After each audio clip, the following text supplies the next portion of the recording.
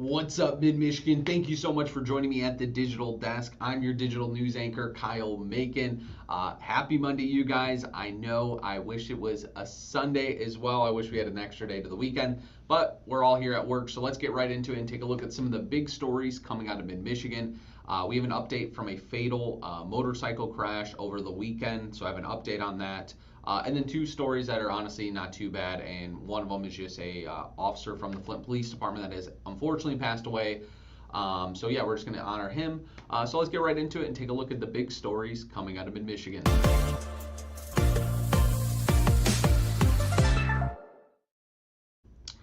Alrighty, so like I said, we had a update on a motorcycle crash that was fatal. So this crash actually happened on Friday. But a 48-year-old woman was killed in a motorcycle crash on Friday, and this was before we found out the update. They were asking for help in finding the vehicle that she struck. Police say the crash happened around 11:42 p.m. at the 8,000 block of East Richfield Road. The 48-year-old woman from Genesee was riding a motorcycle westbound on East Richfield Road when her husband was riding separately behind her. Witnesses say a vehicle exited the Outdoor Adventures campground and pulled out in front of the female driver or rider. She was unfortunately not able to avoid that impact and did crash right into that car. She was transported to the local hospital where she would die from her injuries. Now this is kind of where the update comes from. Now that vehicle that did hit her fled the scene but left parts behind.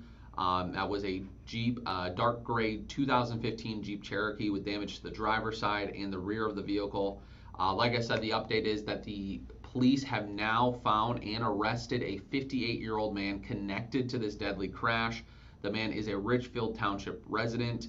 And then now they pretty much said that this case will be sent to the Genesee County Prosecutor's Office for charges. So we just wanted to kind of give you guys an update on this of a hit and run where thankfully the police found the person involved with this. We'll keep you guys posted as soon as we kind of hear what the Genesee County Prosecutor's Office has to say about this case. We'll let you guys know about it and what charges this gentleman might be facing.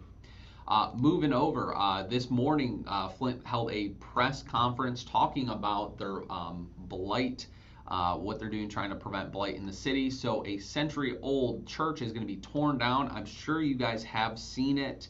If you're driving through the north side of Flint, you've seen this church. It is a very old church, but it's obviously been burnt down. I can't remember what year it burnt down, but it's obviously just been, the remains are pretty much just there. But the good news is that they've announced that they're going to be tearing down that building as an effort to kind of get rid of some of the abandoned buildings we have in the area. But the cool news is that the century-old bell that is in the church is actually going to be removed, and then it's going to be displayed somewhere to obviously remember the history. But pretty much what this is, their hopes are, it's eliminating hazards, restoring pride, and opening the door to future development for our residents, says Mayor Sheldon Neely. So like I said, you guys have probably seen this church if you haven't. Oh, there's me right there as well. But like I said, they will, before they tear down, they'll get that bell out of there, make sure that history is preserved. Moving over, if you guys know me, I love our first responders, and especially when something sad like this happens, we love to honor the people that have, pretty much given their whole lives in serving us. So a sergeant who served in the Flint Police Department for decades has passed away. Sergeant Norm Hoydick spent 37 years with the Flint Police Department. I apologize if I did say his name wrong. I have not heard his name said out yet, so I apologize if I did pronounce his name wrong. He died last Friday at the age of 65. We obviously don't know what happened, but it was not obviously in duty or anything like that. He was 65 years of age.